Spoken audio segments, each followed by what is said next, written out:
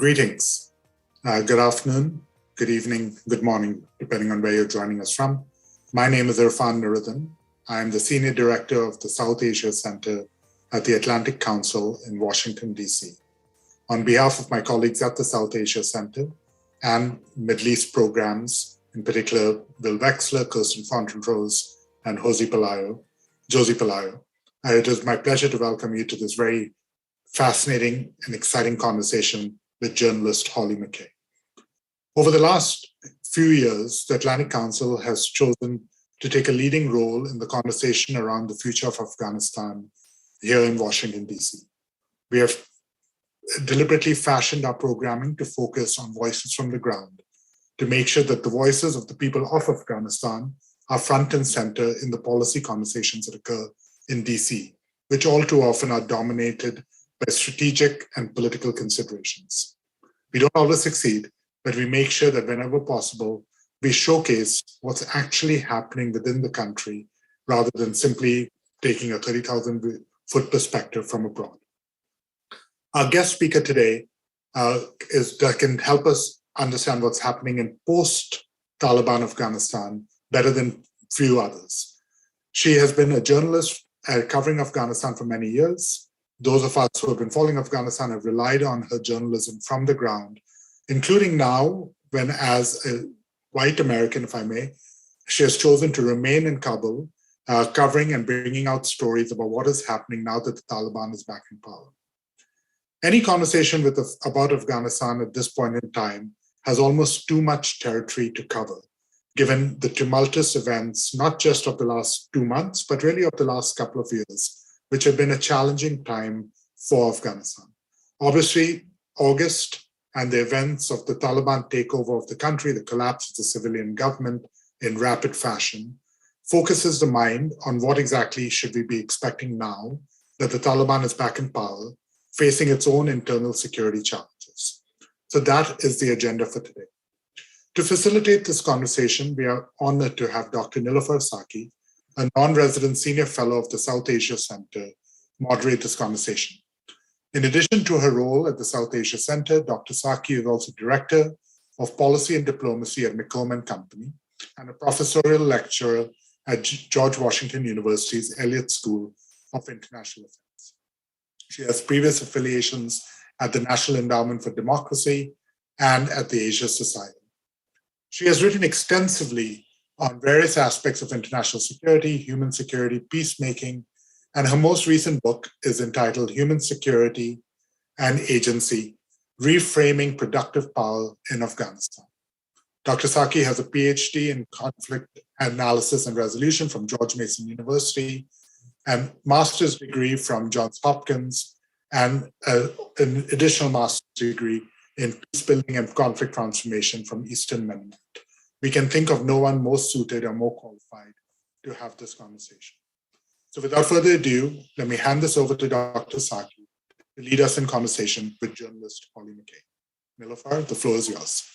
Thank you so much, Irfan. Thank you for giving me this opportunity to have a discussion with Ms. Holly Mckay. And good morning, first of all, good afternoon, good evening, depending from where you're joining us. My name is Niloufar Saki. I'll be moderating today's session with Ms. Holly Mckay. But actually, before the session, I was going to look up on some of the previous work of Holly, and very impressive, extremely impressive, especially her work in different parts of the world in the conflict zone, which is quite similar to the context we are right now in Afghanistan. So very impressive. I'm gonna introduce Holly Mckay, but first, Miss Holly Mckay. She is right now in Nangarhar, Afghanistan. Holly has worked on the front lines of several major war zones and covered humanitarian and diplomatic crises in Iraq, Afghanistan, Pakistan, Syria, Iran, Turkey, Yemen, Saudi Arabia, Burma, Russia. Oh my goodness, that's a good extensive list. Africa, Latin America, and many other actively conflict zones. She has covered a number of issues, as mentioned here, and she has spent considerable time embedded with US and foreign troops, conducted extensive interviews with survivors of torture, sex slavery, and forced child jihadist training, refugees, and internally displaced people. She her columns appeared in Wall Street Journal, and her writings referenced in innumerable mainstream publications and academic journals. Additionally, she has won numerous foreign press and humanitarian award. She is an amazing woman, which I followed her work, especially her book that I was actually looking at it. The book name is Only Cry for a Woman. I don't know if you have time at some point beside Afghanistan to discuss that as well. Thank you so much, Holly, for joining us. I really appreciate your time. And thank you for covering all these unfolding events in Afghanistan, which all of us are quietly following what's happening and how events are unfolding since mid-August with the Taliban takeover and the collapse of the republic. I would like to start with the first at least leading question. How long have you been in Afghanistan? And I wonder if you were there when the Taliban took over Kabul. Yes, so I came in the beginning of August, and my plan was to be here for a few months and I guess document the end of the United States being here, and then also the first few months of the Afghan government standing on its own 2 feet. So I was as shocked as anyone when it fell as quickly as it did. And I was in Mazar-Sharif when it fell. So that happened the night before Kabul fell. So that was, extremely unique experience, because I went there on the Thursday early morning, and my plan was I was doing an embed with commandos there. And really to look at that was sort of the last province in the north that seemed to be holding. And as I was speaking to people and asking them, do you think this is going to be okay? My flight's not back to Kabul until Monday night. That's the quickest I can get. And everybody sort of said, yes, it's going to hold. Don't worry, you're going to be fine. And really, the change that happened within that 48-hour period from the Thursday that I arrived to Saturday when it fell, it was so dizzying and so unfathomable. And it sort of meant that I was basically stuck in a room for about 6 days. Let me ask you something. I mean, what was your first impression, by the way, after breaking that news, or when you heard about Taliban took over? What was your first reaction? I mean, where were you? Were you on the road, standing somewhere? Were you in the process of covering? So we basically, it's just to give you a bit of a rundown. So Thursday we got there, and Mazar-Sharif was as normal as I had ever sort of remembered it to be. Markets were alive, people were out, there was so much activity, there was so much life.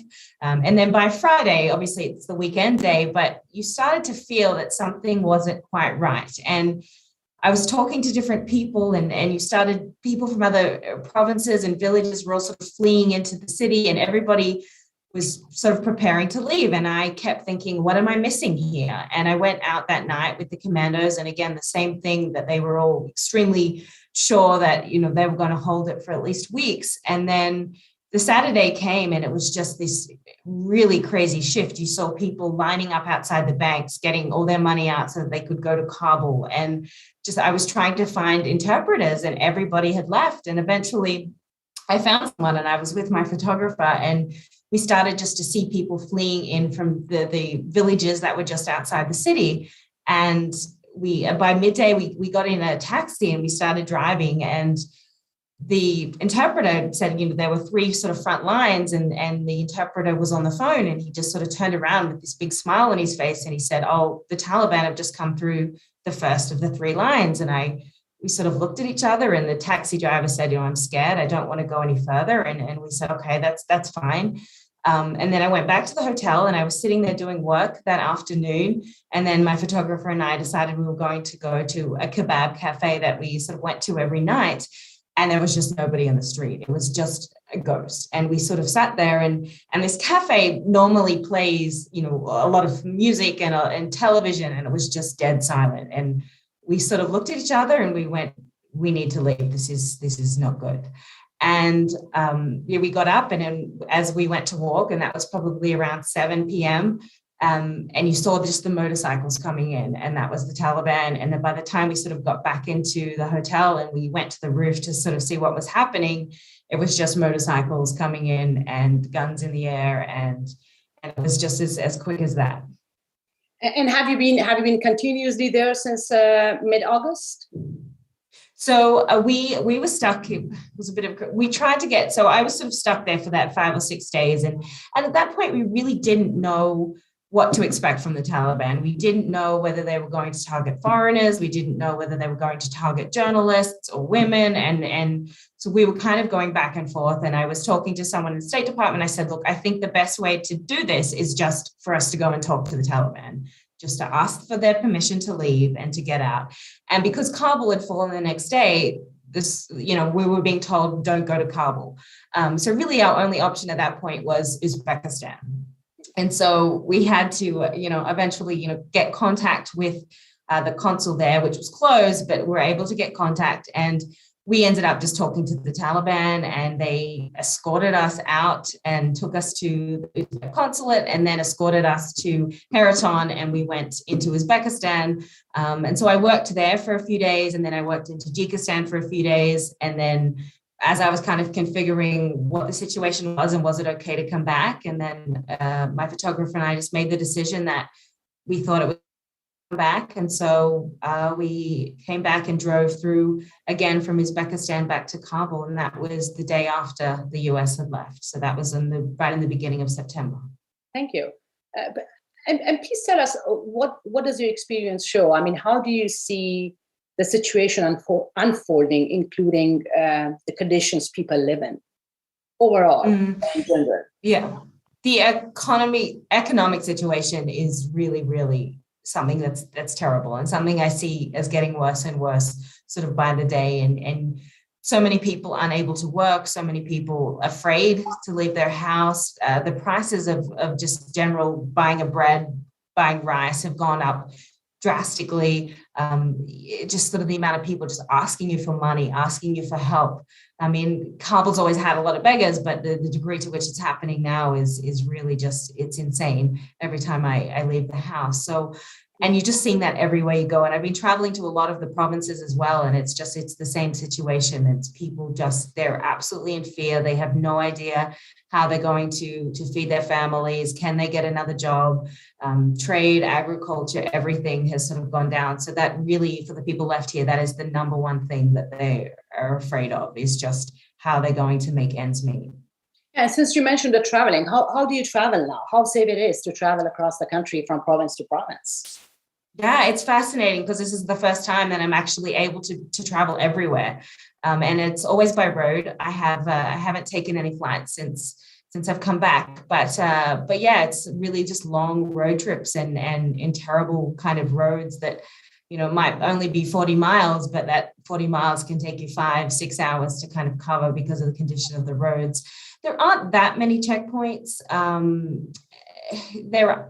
It's strange because pretty much 90% of the time they see a woman in the car and they don't even stop you. They just wave you through because they don't want to stop. And it's kind of frighteningly lax, really. For the amount of checkpoints I've gone through, probably 10% of them actually sort of take a look at what is, in the car or in the back. So security really isn't very strong under the Taliban at all.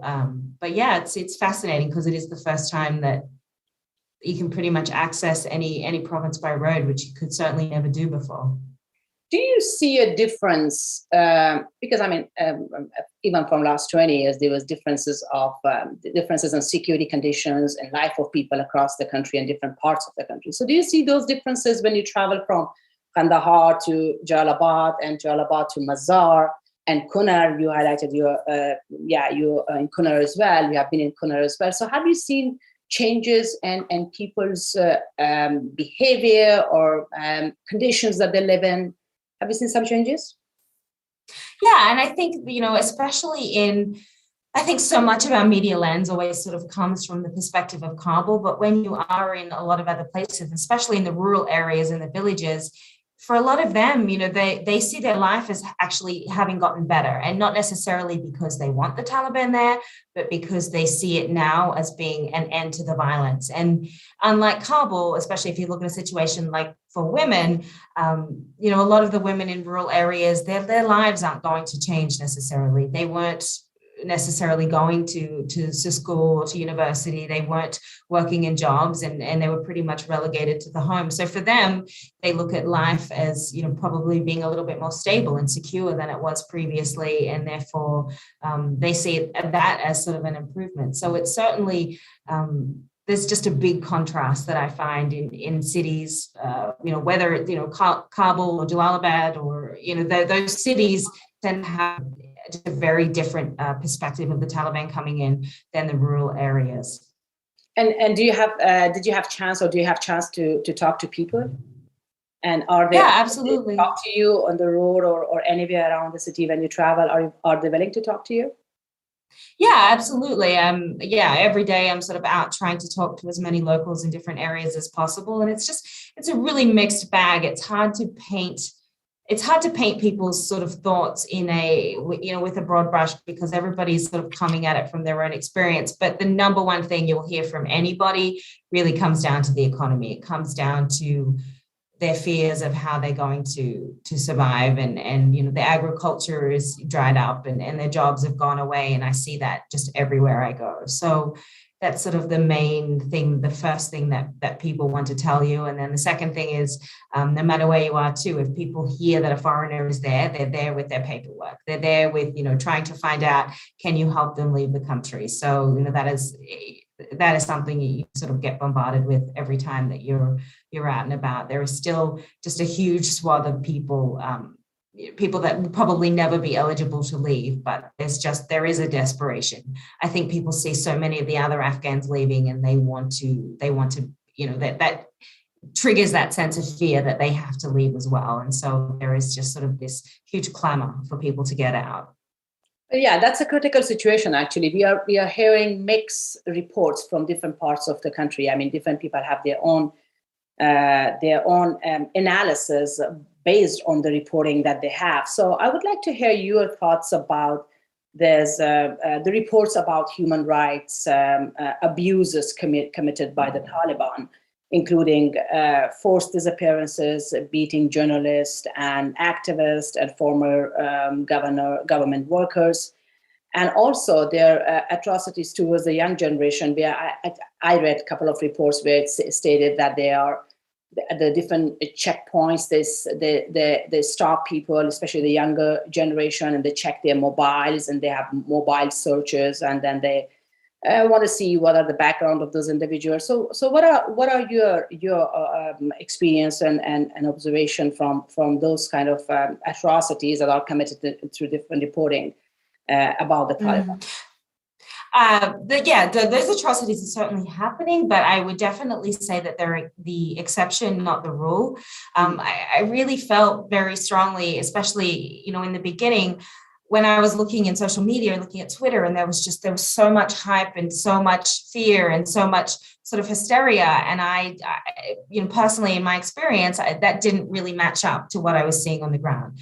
For the most part, I was sort of seeing, even I was talking to the choppy-doors that work in the house that I'm living in, and they were said, the Taliban is been extremely respectful of us going through a checkpoint. They might question them, why are you wearing jeans, or, little things like that, or why are you going here? But for the most part, that there was this sort of sense of the Taliban, especially in the beginning, really trying to put a different foot forward and trying to, I guess, create a bit of a PR spin that they had changed a lot from the 90s. So I was a little bit perplexed by the sort of the amount, I guess, of the fear that was sort of being perpetuated, and people were often coming to me and saying, but the Taliban came to the house with a list, And when I did in certain situations, I definitely don't want to take away from people's experiences with those abuses, and they did happen. And I know journalists have, come over to my house that had been beaten, especially in those early protests.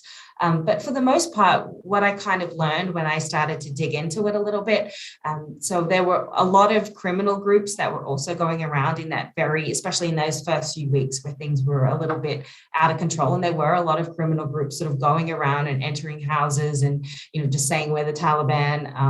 And they weren't necessarily the Taliban. But what I also found was that the Taliban were doing inventory on people and not necessarily to sort of take them away or to disappear them. But what the Taliban was trying to do was to collect any government equipment. So they were going to businesses, houses. They sort of had a list of who had been given a government issued weapon or who had been given a government issued car. And that was sort of their modus operandi, was to try to go around and collect as much government equipment as they can. So I think just the idea of them going around with a list just perpetuated a huge amount of fear in people, and just definitely added to a very chaotic situation. But having said that, I've also heard, many people that have had, been beaten at a checkpoint. I was with a young athlete a couple of weeks ago, and she had been driving from Iraq with her brother. And again, they were pulled out of a car and they didn't like what was on her brother's phone. And so they sort of started to beat him. And then she got out of the car and she was also beaten as well. So those situations are definitely happening. But yeah, I really think that they are sort of the exception rather than the rule. That's interesting. Let me go a little bit outside of the box and ask a question that is focused on your other capacity that you have. You're also an author and you're a researcher. And in research, we do analysis.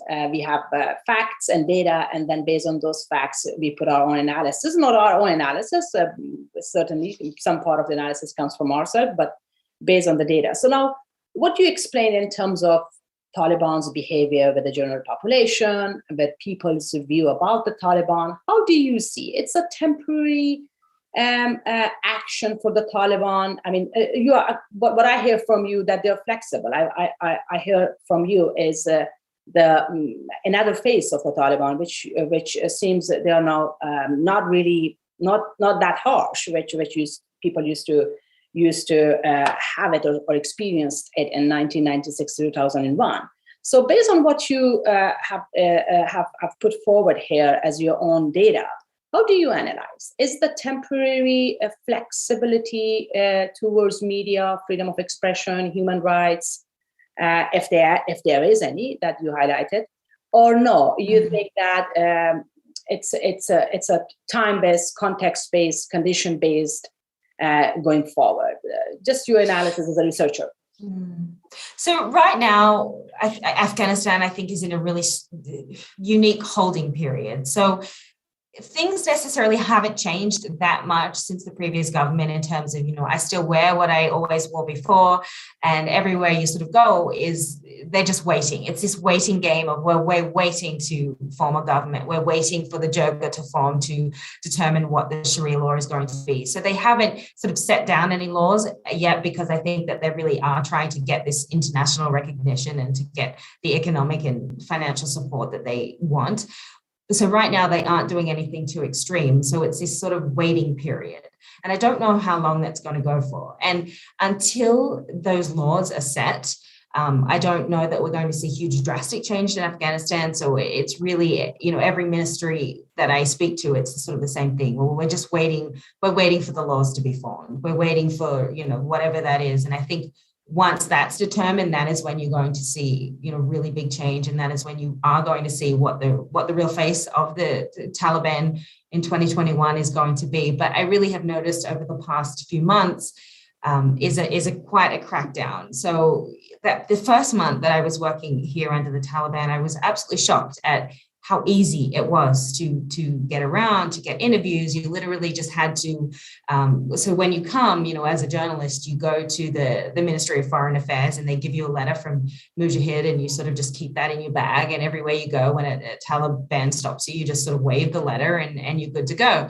So that first month, that was really effective. You could walk up to pretty much it. I remember at one point I found out about a sort of a secret suicide bombing school that was happening outside of Kabul, and literally just walked up to their front door, and we knocked on it, my fixer and I, and showed them the letter, and they let us in to do a story. So it was incredibly simple.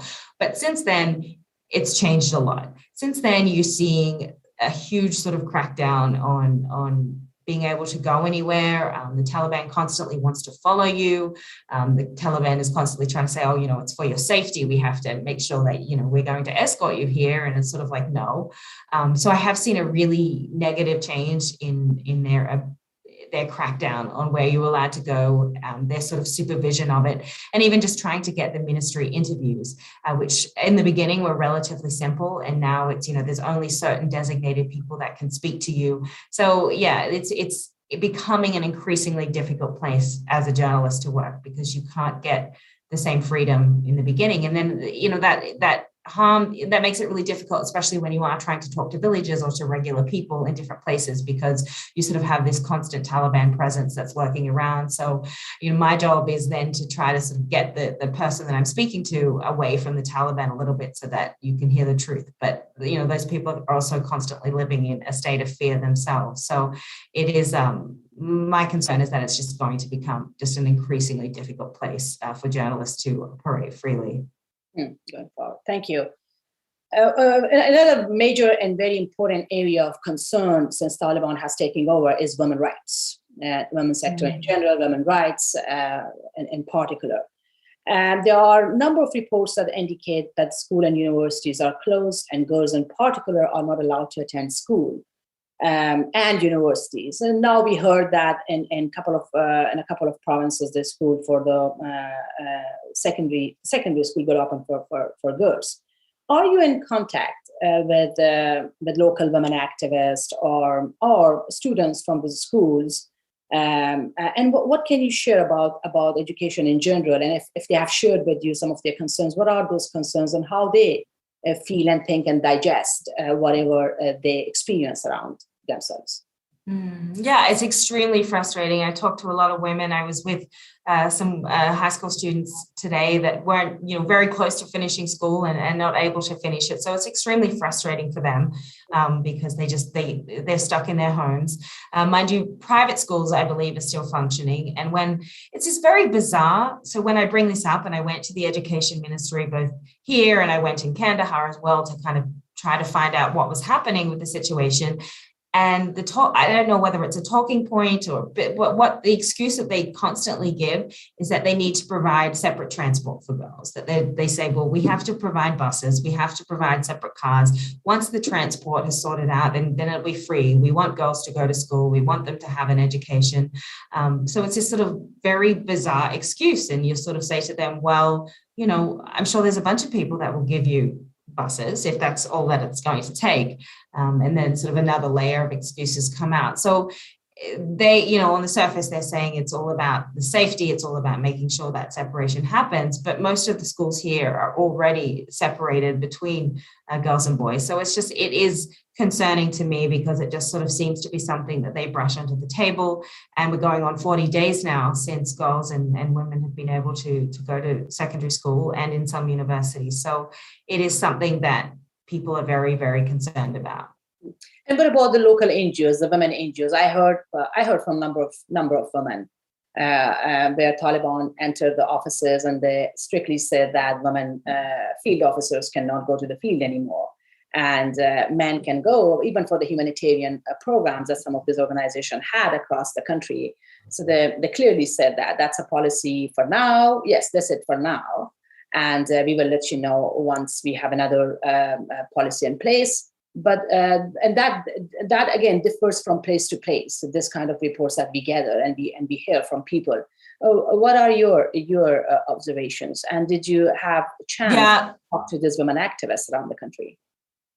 Yeah, I'm hearing that a lot as well. A lot of the women activists that have jobs with Save the Children or other NGOs are no longer able to go to work. And I know that's really concerning for a lot of them, because a lot of them that I've talked to are also going to university as well. So a lot will go to private universities, so they are still able to go to classes, but they're very concerned about how are they going to pay for those classes now. And that, I guess, their families have really become used to having that extra income. And a lot of them are, training to be doctors and training to be medical professionals, and now they're not even, able to do sort of the basic functions that they were able to do. So it is a really big concern. And then I think, as well as that, for a lot of women, there is a tremendous amount of fear as well. So a lot of women have sort of voluntarily left their jobs to, because it is that fear of being out of the house, or the concern of being targeted, and really just unsure of how the Taliban is going to act. And again, when you bring this up with the Taliban, they constantly use the excuse of, we're waiting for the Durga to form. We're waiting for the Islamic scholars to come together to determine exactly, what women can and can't do. But they will also preface that with saying that we want women to work. We want them to be part of the sector. So it is a very bizarre and confusing sort of mixed messages. And it seems that it's just going to be constantly delayed until they have a rigid sort of structure and policy in place, which they don't have yet. Thank you. I myself, I was doing the research recently on human security in Afghanistan, and to find out exactly the situations, or the human insecurity, the current human insecurity after the Taliban takeover. And of course, as all of us know, the humanitarian crisis is one of the major human security issues right now. People are concerned about that, especially with the winter coming in, with the drought, and with the lack of resources inside. So that is an issue. And we also hear that there are pledges, there are supports from the region, and especially from the United Nations, that are coming in, that are going in, that are just making it accessible to the population. So with all this information that we have around about the humanitarian issues, and then the humanitarian packages that are delivered to the country, do you see these services, the humanitarian assistance, going out to people, especially to the vulnerable people across the country? What are your observation or experience? Yeah, so my understanding, especially with the Taliban, is they want NGOs to come, and when I speak to them, they would prefer to have NGOs come rather than, say, a government come and give support, because they want to project this idea that they're completely, free of any sort of foreign footprint. So even with NGOs coming in, they preface that with this idea of NGOs have to stick to their rules and have to do things as they do things. So depending on how the Taliban wants to control that, although I do also see they are very desperate to make sure to hold on to any support they have. And I think that they're very aware that, when people can't get warmth, can't get food, can't sort of meet those basic needs, that will hurt them, and that will hurt their support base. So I think the Taliban are extremely aware of that. So I would sort of say, with a level of caution, that they would hopefully not misuse that aid, and that would sort of go to the people. I'm fairly confident that is their approach. And you look at what happened during the last government, and I think this is often overlooked, how many people turned to support the Taliban because they were so fed up with the level of corruption that happened in every sector of the previous government, and people that don't necessarily align with the Taliban's religious ideology or necessarily want them in there, but I think it's so overlooked. I think I would honestly say it's the number one thing that I've seen as to why people support the Taliban, was because they were just so disoriented and disaffected by just how much corruption happened, and how little they benefited in many places from the amount of money that the US and other countries gave to support that government, and how it was just so broadly misused. And so the Taliban really have used that as a major recruiting tool, and use that continuously in pretty much every interview that I've done with them, is that they are going to wipe out, or that they have wiped out corruption, and they're going to serve the Afghan people. That's interesting. And just in follow up of what you said, Holly, we also hear a lot that Taliban are fragmented. And there are. I mean, yesterday I was kind of reading the report, and I was in a discussion which some researchers brought up about the 4 kinds of Taliban right now, 4 forms of Taliban in terms of their ideology, in terms of their attitude and behavior towards a population. The moderate one, the hardliners, the foot soldiers, and the other group, which I don't remember right now.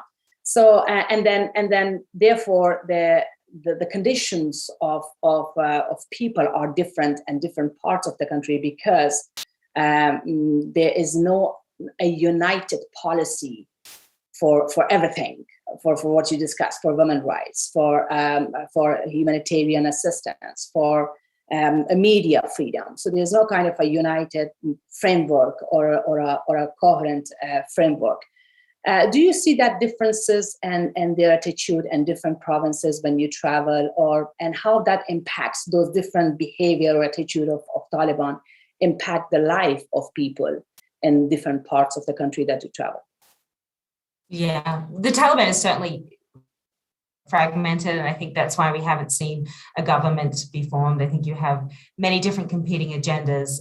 You have elements that are very supportive of Pakistan. You've got elements that are extremely anti-Pakistan. So I think you are seeing a really sort of multitude of things. But it's interesting because I've seen probably a lot more of the hardline approach coming from the younger generation of Taliban fighters, sort of the young foot soldiers who, for the most part, they've gone to school to about the 6th grade or the 9th grade if they're lucky, and then they go to a madrasa full time, and then they join the Taliban. That sort of seems to be the general template. So they are sort of coming in with a very hardline ideology. And I think that, just to sort of veer off for a little bit, what I've sort of seen is there's the leadership within the Taliban is concerned by that, because they want to sort of have this, international relations and international recognition, but they see this as being, if they sort of bend too much, or if they're told, by the US that in order to get recognition, they have to do A, B, C, D, they can't be seen to their foot soldiers as cowering to international demands, because their concern now is that those very sort of hardline young fighters are going to go and join something more extreme like ISIS. So they're in a really interesting balancing kind of position, I think. And I think you do see in different parts of the country, certainly depending on people's sort of standing and where they're going to, in Kandahar, when people tend to have a little bit more money. So, they're traveling a lot more and life sort of seems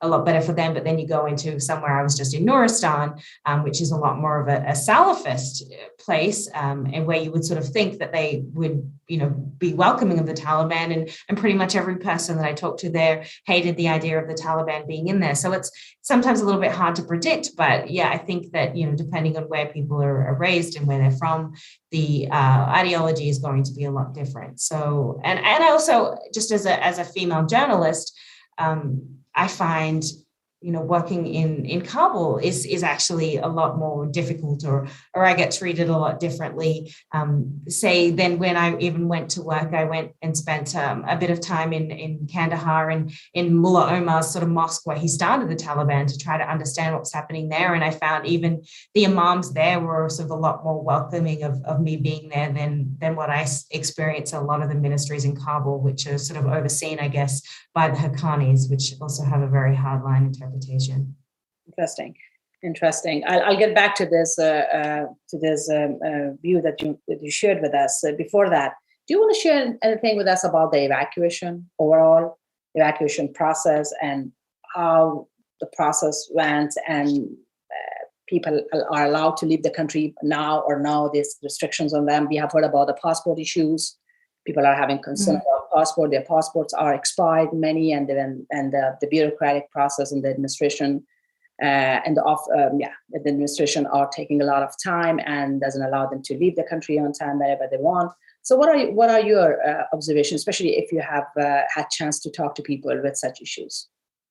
Yeah, there's a lot of people that have filed their SIV applications and often cases filed it, a month before the United States even left, and they're still, they're still waiting for a basic response. I was with some MMA fighters today, some Afghan MMA fighters who, they had everything going. They had the letter to leave the airport and then could never get out, and just have never received a response since then. So I think overall, also what I've seen is there were a lot of people that maybe never had the paperwork and were able to just be fortunate enough to get into the airport to leave, whereas a lot of people that qualified haven't had that, as well. And the other part that I found to be really interesting is a lot of the Taliban that I've talked to will often mention that their families have also been evacuated or are able to sort of get out.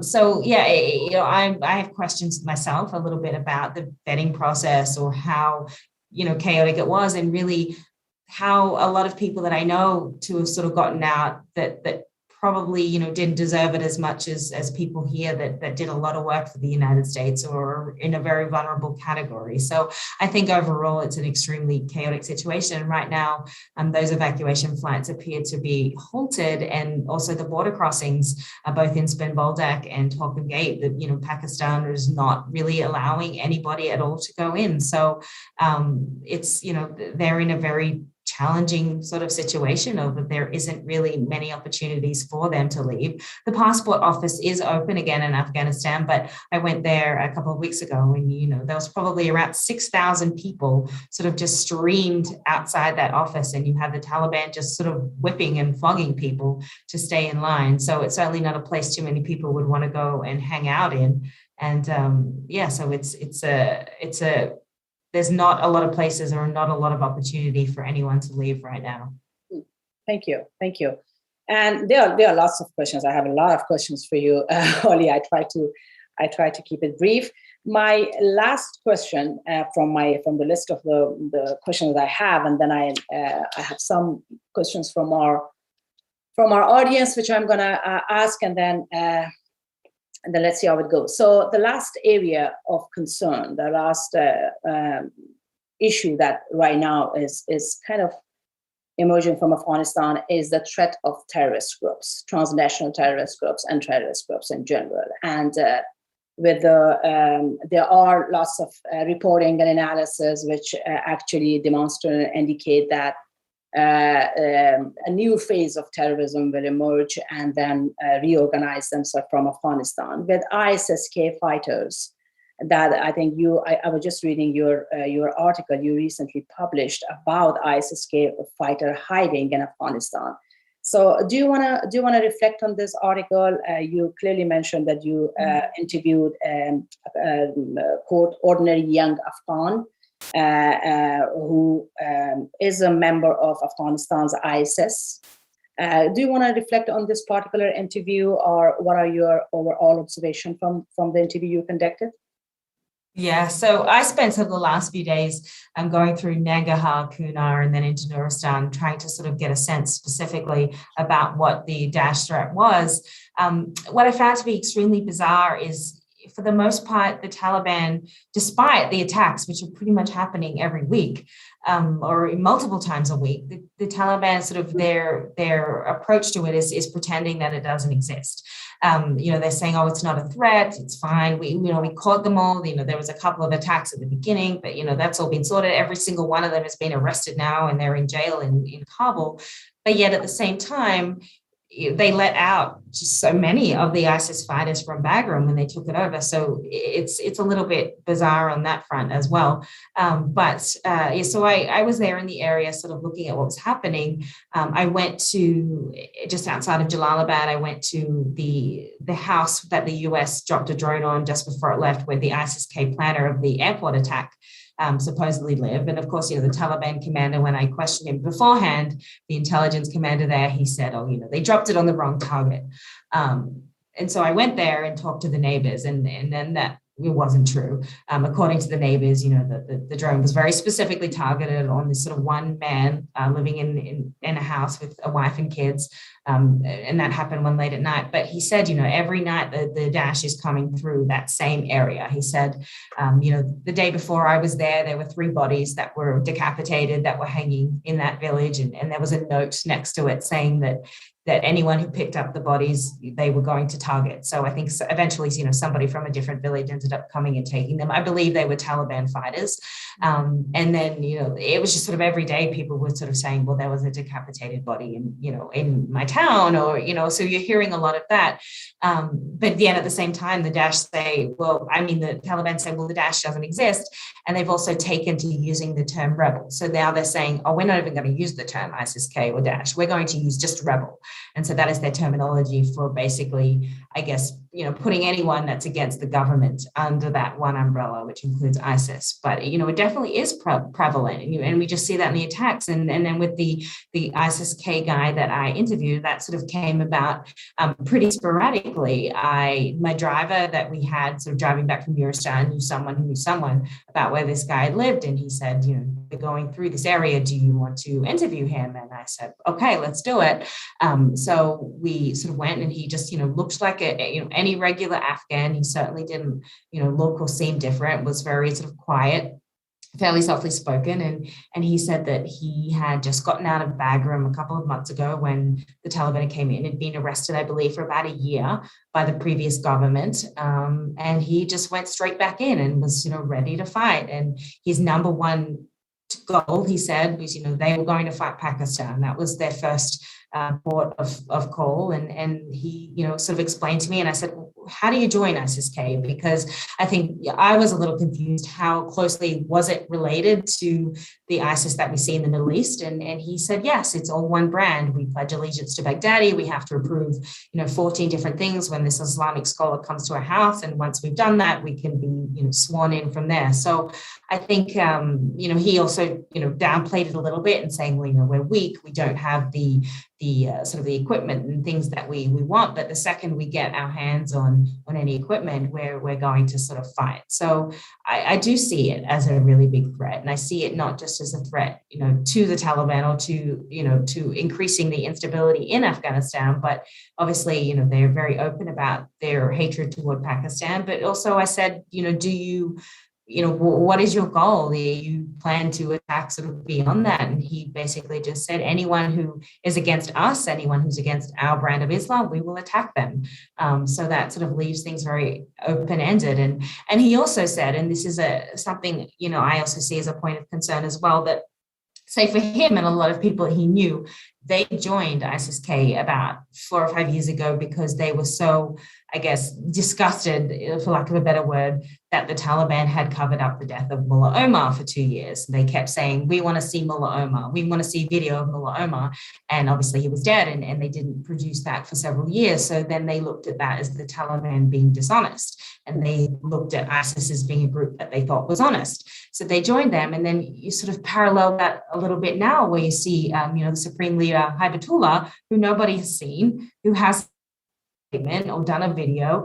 I did interview several people in Kandahar who said that they had seen him, a couple of weeks before I was there, that he had made an appearance, I believe, at a mosque very close to that, where Mullah Barada had, his, and also where Mullah Omar's mosque where he founded it was. So people had claimed to have seen him, but certainly we haven't seen any proof of that. We haven't seen a picture of him that's recent. And so, until he is sort of produced, I guess, to the public, the Taliban also runs this risk of, how much is he leading? Does he really exist? And that, that in itself is a recruitment tool for people that want that very hard line and are looking for absolutes that they are not getting right now from the Taliban. And just sort of to add to that a little bit, the ISIS-K fighter said, well, even when the government was here, the Taliban were proclaiming that they controlled 60 to 80% of the country, but yet in the areas that they were controlling, they weren't doing a harsh enough version of Sharia law. They weren't chopping off enough hands. They weren't stoning enough people. And the ISIS-K fighters looked at that and said, well, they're not following Sharia law, so we're going to do it our way, which is a very swift form of justice. So you do sort of see those as two very different camps. And even in my own observations, the Taliban definitely have very nationalistic goals. I haven't heard of any sort of Taliban. Maybe I think there was just one 15-year-old fighter who said that he wanted to go and fight in Syria or something. But beyond that, the Taliban are very firm that they're determined that their objectives are only within Afghanistan. Whereas when you talk to ISIS-K, obviously they have a very different idea of borders and where they want to take their goals. So there are two very different schools of thought.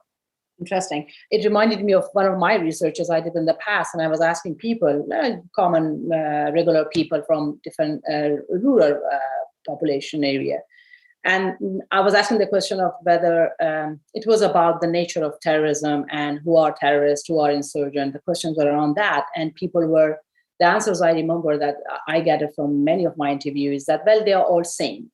They're all same means all insurgents are same. All kinds of insurgency are similar in Afghanistan. They all are supported from one source. Do you hear the same kind of responses from the population in large about ISIS-K or other terrorist groups' behavior nowadays, or no?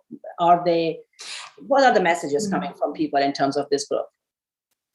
I think for the regular Afghan people, it definitely is. They see the Taliban as a terrorist. They see ISIS as a terrorist. And to them, I think it's sort of frustrating when you sort of explained, well, that wasn't the way that the US looked at the Taliban. The US, wasn't a designated terrorist organization for obvious reasons.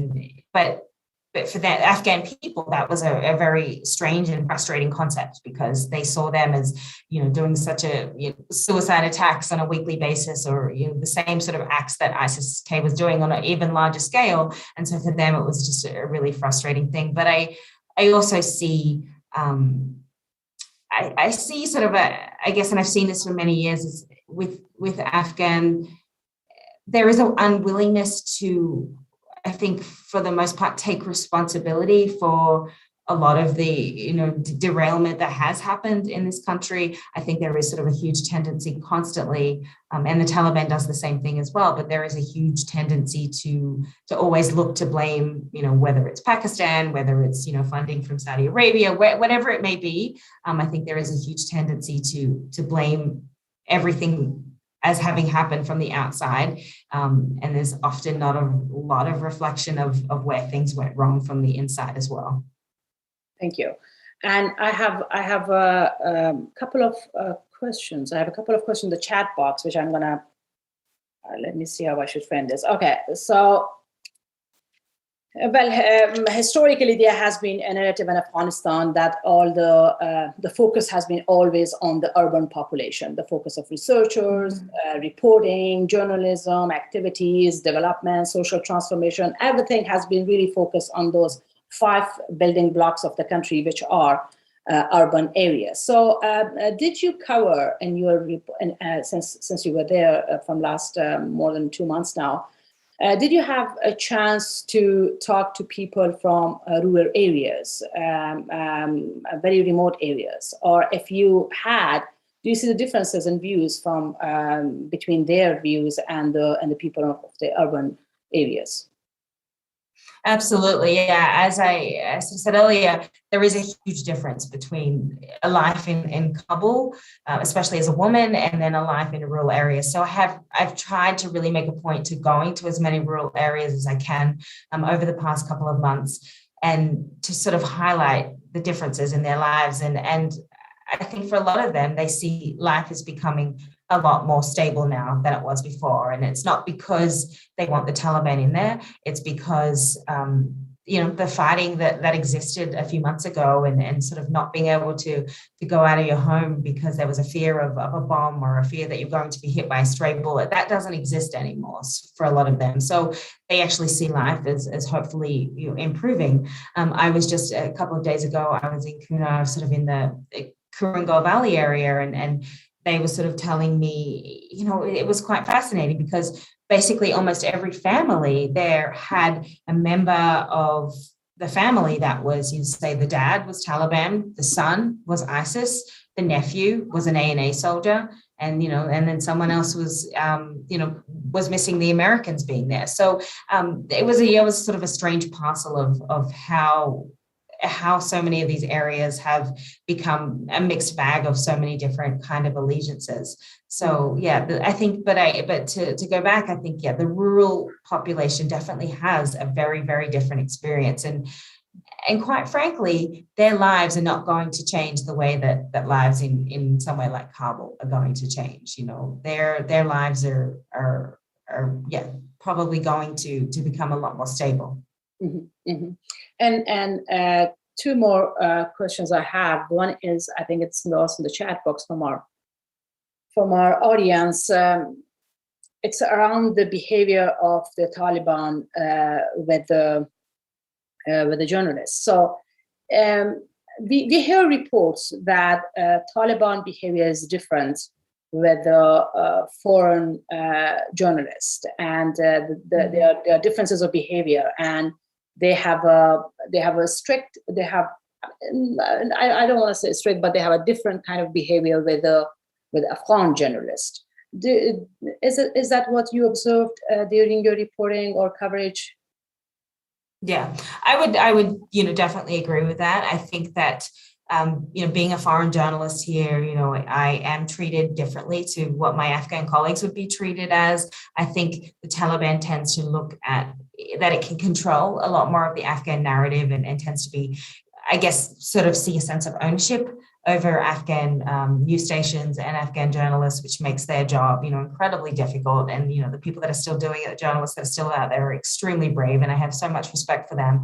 As a foreigner, I think the Taliban, they have a concept of Pashtunwali, which is a foreigner who is a guest in their country, so that they have to treat them with a certain amount of respect and that, Afghan journalists don't receive. So I think, I am fortunate in that sense.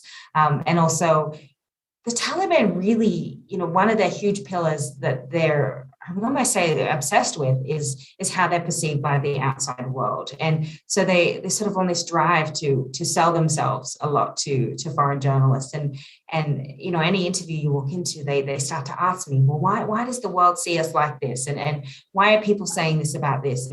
But can't you see that's not true? And I have to sort of sit there and explain to them that, you waged an insurgent war for 20 years. You can't expect that people are going to just suddenly, wake up the next day and forgive you and look at you as a wonderful functioning government. But I think in some sort of weird way, I think the Taliban, in giving, amnesty to everybody, they just sort of thought that they were going to get these glowing reviews from the international community. And so when that hasn't happened, I think that they've been a little bit perplexed by it. But yeah, my treatment, for the most part, I've been treated, with respect. I think,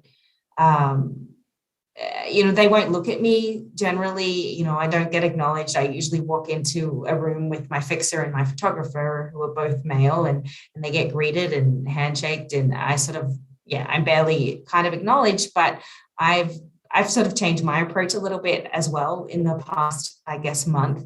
At first, I just sort of accepted that this was how it was. When I was going to go into an interview, I was basically going to be invisible. But I got to a point where I realized that I didn't think that I was doing justice to Afghan women, to women on a whole, because if the Taliban want to run a country, they also need to learn that women, exist, and women are going to be working, and they're going to have to learn to be around women to a certain degree. So I sort of made it a point as to just kind of continue to stare at them, even when they won't stare at me, or sort of to, if they're going to shake the hand of my photographer, then I'm going to go and stand beside him and just sort of look at them. And I will say that 90% of the time they break. 90% of the time, when they're trying so hard not to look at you or acknowledge that you exist, by the end of that interview, they are reading you and looking at you. And I guess we have to sort of remember that this is also an extremely new concept to them, just as it's a new concept to me. So I think my approach has changed a little bit, but I certainly am privileged being a foreigner. Thank you. And my last concluding question is, again, I was looking at your bio once again, and you have tremendous experience covering the war zones and interviewing captured terrorists, interviewing people from all sectors.